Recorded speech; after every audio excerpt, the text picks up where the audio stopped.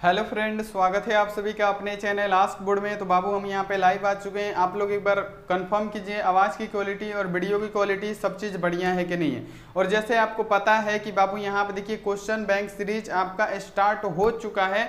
और यहाँ पे देखिए हम इस क्वेश्चन बैंक सीरीज में बाबू क्या स्टार्ट करने वाले हैं। तो यहाँ पे देखिए सिर्फ ऑब्जेक्टिव का ये क्वेश्चन बैंक यहाँ पे देखिए सीरीज स्टार्ट हुआ है, जिसमें 2009 से लेके 2023 तक का सभी लघु उत्तरीय दीर्घ उत्तरीय प्रश्न कवर कर दिया जाएगा।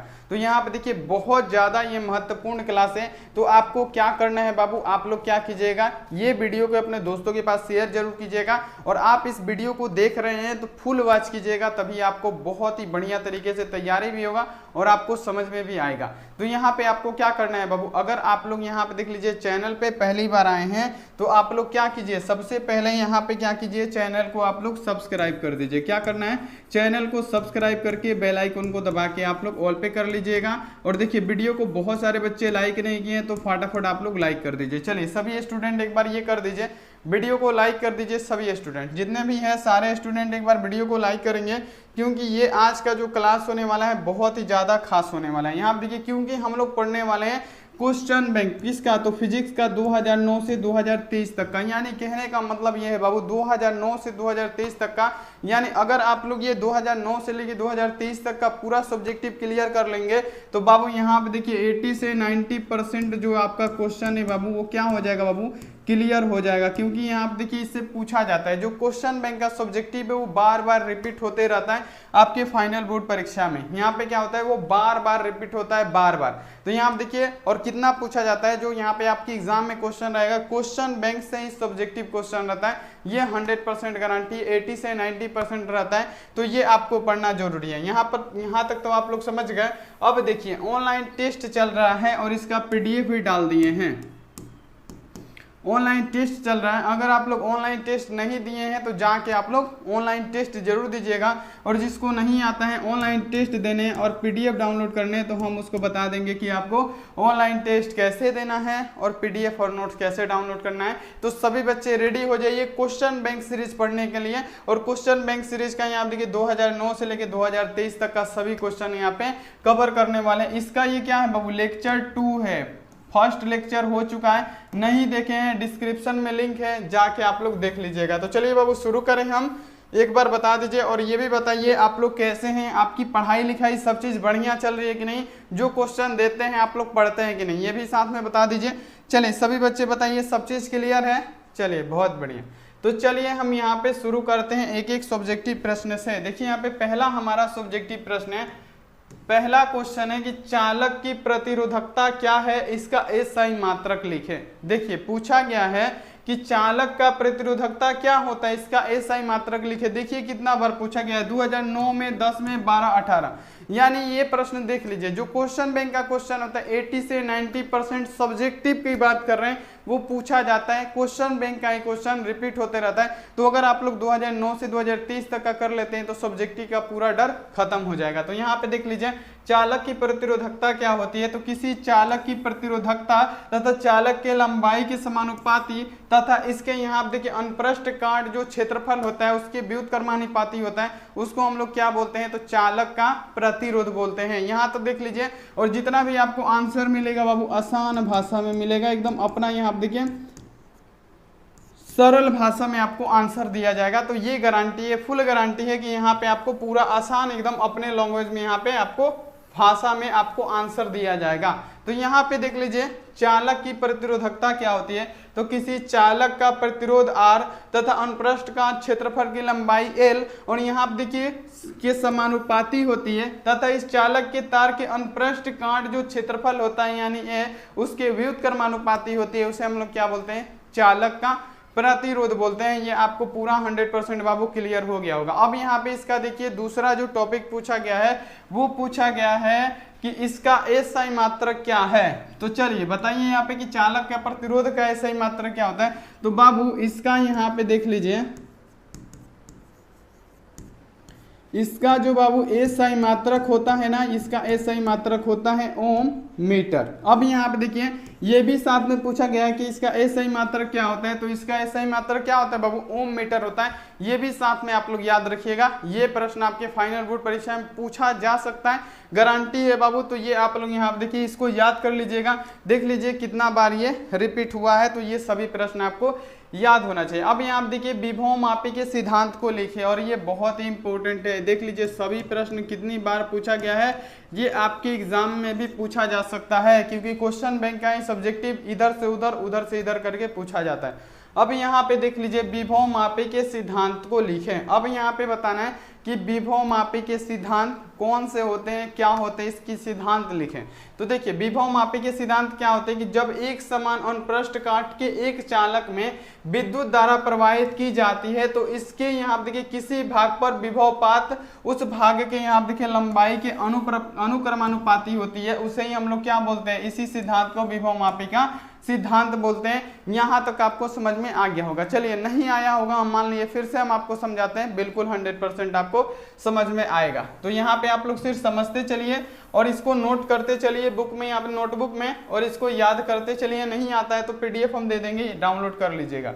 अब यहाँ पे देखिए विभव मापी के सिद्धांत क्या है, तो जब एक समान अनुप्रस्थ काट के एक चालक में, मान लीजिए कि एक अनुप्रस्थ एक समान क्या है, एक अनुप्रस्थ काट जो है चालक, यहाँ आप देखिए उसमें विद्युत धारा को हम क्या करते हैं, इलेक्ट्रिसिटी उसमें प्रवाहित करते हैं तो इसके किसी एक भाग पे क्या होता है, विभवपात होता है। क्या होता है, किसी इसके एक भाग पे क्या होगा बाबू, विभवपात होगा। उस भाग के लंबाई की क्या होता है, उसी भाग के जिस पे विभवपात होता है उसी के भाग के क्या होता है बाबू, उसी भाग के लंबाई के अनुक्रमानुपाती होता है, और इसी सिद्धांत को हम लोग बोलते हैं बाबू विभव मापी का सिद्धांत। तो यहाँ पे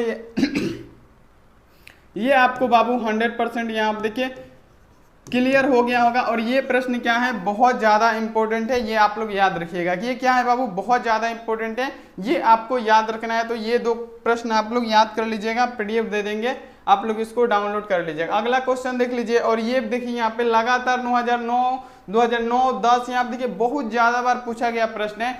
यहाँ पे आपसे पूछा गया है कि पोलेरॉइड क्या क्या है। यहाँ देखिए पोलेरॉइड यहाँ पे रहेगा, पोलेरॉइड क्या है, पोलेरॉइड किसे कहते हैं, पोलेरॉइड क्या है। तो चले, पोलेरॉइड एक ऐसी व्यवस्था है जिसमें रचनात्मक शोषण द्वारा यहाँ देखिए समतल ध्रुवीय प्रकाश उत्पन्न किया जाता है। अब यहाँ पे देखिए उपयोग भी यहाँ पे लिखना है, तो बाद में लिखिएगा, लेकिन यहाँ पे क्या लिखा है कि पोलेरॉइड क्या है, इसके उपयोग को लिखे, इसके उपयोग को भी लिख दीजिएगा। यहाँ पे सिर्फ पूछा गया है कि पोलेरॉइड क्या होता है, तो बाबू पोलेरॉइड क्या होता है, तो पोलेरॉइड एक ऐसी व्यवस्था है जिसमें रचनात्मक शोषण द्वारा क्या किया जाता है, तो समतल ध्रुवीय प्रकाश को उत्पन्न किया जाता है, जिसे हम लोग बोलते हैं पोलेरॉइड। तो यहाँ तक आपको समझ में आ गया। अब यहाँ आप देखिए अगर पूछ देगा इसमें कि इसका जो पोलेरॉइड होता है उसका उपयोग कहाँ कहाँ पे किया जाता है, जो पोलेरॉइड होता है उसका हम लोग उपयोग कहाँ कहाँ पे करते हैं, तो देखिए इसका उपयोग चश्मे के रूप में किया जाता है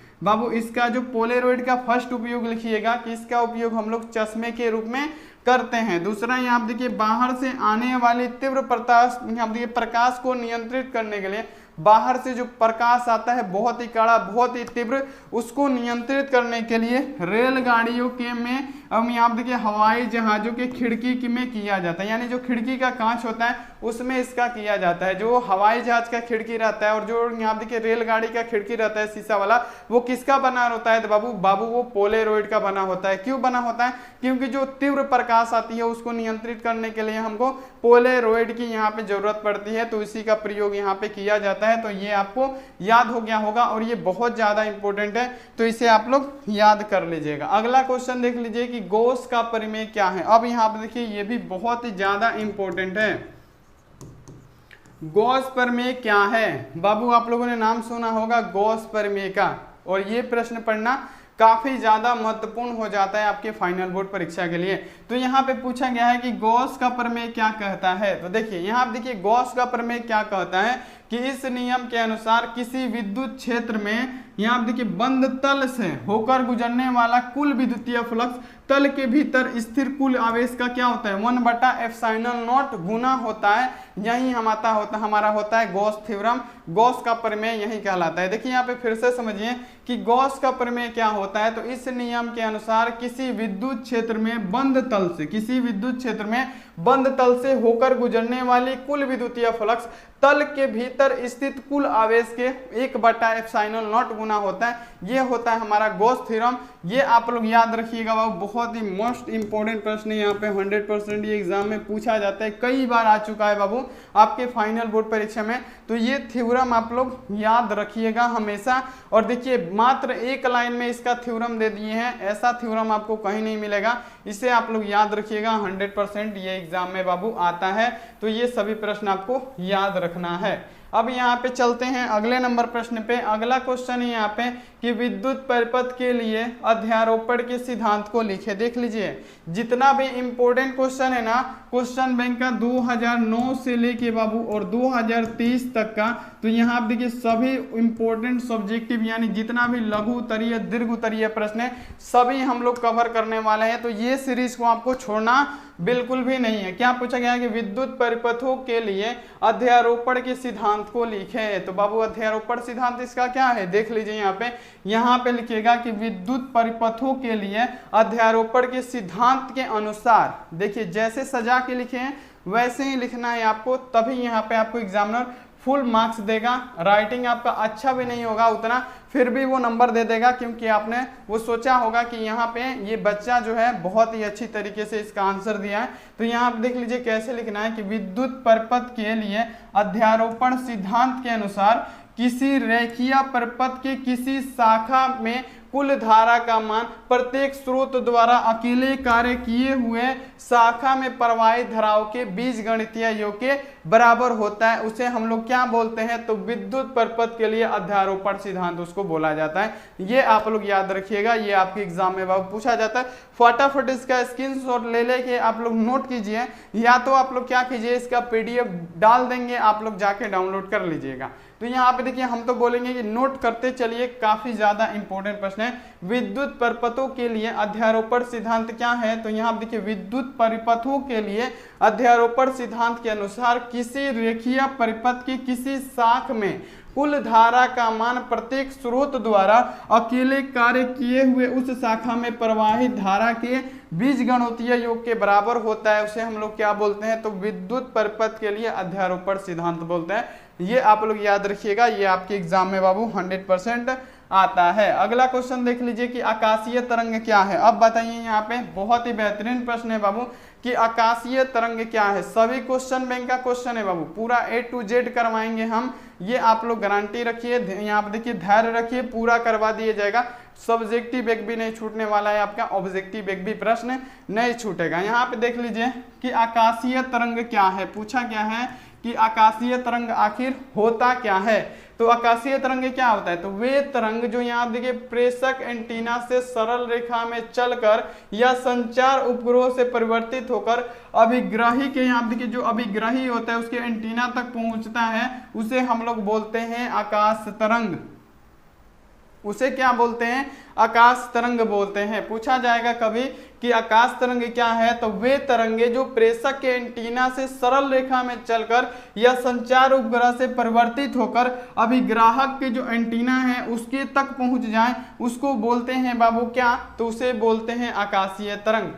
क्या बोलते हैं बाबू, आकाशीय तरंग बोलते हैं। ये आप लोग याद रखिएगा। अब यहाँ देखिए इसकी जो आवृत्ति प्राप्त होती है, और ये ऑब्जेक्टिव में पूछा जाता है, इसका जो आवृत्ति प्राप्त होता है बाबू, इसका आवृत्ति प्राप्त कितना होता है, 30 Hz से 30 MHz तक होता है। और ये पूछा जाता है ऑब्जेक्टिव में। ये यहाँ पे देखिए मोस्ट इंपोर्टेंट यहाँ पे ये टॉपिक है। अगर आपसे पूछे कि इसका आवृत्ति प्राप्त स्काई वेव यानी आकाशीय, यहाँ पे देखिए तरंग का आवृत्ति प्राप्त कितना होता है, तो 30 Hz से 30 MHz तक होता है। ये आप लोग लिख दीजिएगा, ये आपके एग्जाम में बाबू आता है हर बार। अगला क्वेश्चन देख लीजिए कि सीबेक प्रभाव क्या है। सीबेक इफेक्ट बहुत ही बेहतरीन प्रश्न है बाबू देख लीजिएगा, ये सब जो प्रश्न होता है ना बार बार रिपीट होते रहता है, आपके भी एग्जाम में आएगा, आप भी देखिएगा तो ये सब प्रश्न दिखेगा। अब यहाँ आप देखिए सीबेक प्रभाव क्या है, सीबेक इफेक्ट क्या होता है। तो यहाँ पे देख लीजिए ये क्या होता है कि जब दो या दो से अलग धातुओं के तार को जोड़कर एक बंद परिपथ बनाते हैं, मान लीजिए कि एक दो या दो से यहाँ पे क्या करना है, अलग अलग, मान लीजिए दो या दो से अलग जो धातु है उसके तार को जोड़कर एक बंद परिपथ का हम लोग निर्माण करते हैं तथा इस परिपथ की संधियों में अलग अलग ताप पर रख देते हैं। इसका जो संधि होगा उसको हम लोग अलग अलग टेम्परेचर देंगे, यानी अलग अलग ताप देंगे बाबू। तो यहाँ पे क्या होता है, परिपथ में धारा बहने लगती है, ताप देते हैं तो क्या होता है, परिपथ में धारा बहने लगती है, जिसे विद्युत धारा कहते हैं, और इसी प्रभाव को हम लोग सीबेक प्रभाव कहते हैं। जब हम लोग यहाँ पे देखिए ताप देंगे तो उसमें धारा बहने लगेगी, तो जिससे क्या होगा, विद्युत धारा का प्रवाह हो जाएगा, और इसी को हम लोग क्या बोलते हैं, तो सीबेक इफेक्ट बोलते हैं। ये आप लोग याद रखिएगा, मोस्ट इंपोर्टेंट प्रश्न है ये, आपके एग्जाम में बाबू पूछा जाता है 100%, तो ये आप लोग याद हमेशा रखिएगा। और क्वेश्चन बैंक सीरीज का सब्जेक्टिव सीरीज है, ये आप लोग हमेशा याद रखना है।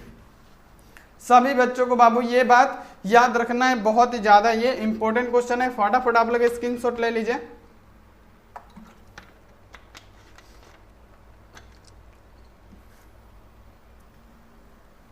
चलिए बहुत ही बढ़िया, बहुत ही बढ़िया। चलिए अब यहाँ पे चलिए आगे बढ़ते हैं अगले नंबर पे। अगला क्वेश्चन है यहाँ आप देखिए 8 नंबर है कि आवर्धन एवं आवर्धन क्षमता से आप क्या समझते हैं। ये भी क्वेश्चन कई बार पूछा गया है 2009-2010 में, तो ऐसे ही जाके देखिएगा तो ये दिखेगा। यहाँ आप देखिए क्या पूछा गया है कि आवर्धन एवं आवर्धन क्षमता से आप क्या समझते हैं। तो सबसे पहले हमको जान लेना है कि आवर्धन क्या होता है। तो देखिए आवर्धन क्या होता है, तो आवर्धन वो होता है कि प्रतिबिंब की ऊंचाई और वस्तु की ऊंचाई के अनुपात को हम लोग क्या बोलते हैं, तो आवर्धन बोलते हैं। सिर्फ आवर्धन, प्रतिबिंब की ऊंचाई और वस्तु की ऊंचाई के अनुपात यानी उसके बटा को हम लोग क्या बोलते हैं, तो उसको बोलते हैं बाबू आवर्धन। उसे ही आवर्धन कहा जाता है। आवर्धन आप लोग समझ गए। आवर्धन क्षमता किसे कहा जाता है, तो प्रतिबिंब एवं वस्तु के द्वारा आंखों पर बनने वाले जो कोण होते हैं उनके अनुपात को हम लोग आवर्धन क्षमता बोलते हैं। आवर्धन तो आप लोग समझ गए, प्रतिबिंब की ऊंचाई और वस्तु की ऊंचाई के अनुपात को आवर्धन बोलते हैं। आवर्धन क्षमता किसे बोलेंगे, ये समझिए कि प्रतिबिंब एवं वस्तु के द्वारा जो आंख पर यहाँ पे बना हुआ कोण होता है उसको हम लोग क्या बोलते हैं बाबू, उसको बोलते हैं, उसके अनुपात को, जो आंख पे कोण बनेगा उसके अनुपात को हम लोग क्या बोलेंगे, तो आवर्धन क्षमता बोलेंगे।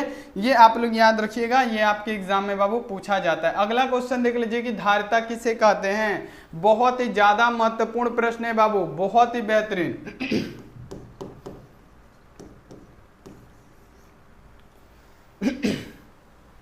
अब यहाँ पे आप लोग जवाब दीजिए कि धारिता किसे कहते हैं। इसका यहाँ आप देखिए मात्रक एवं विमीय सूत्र लिखें।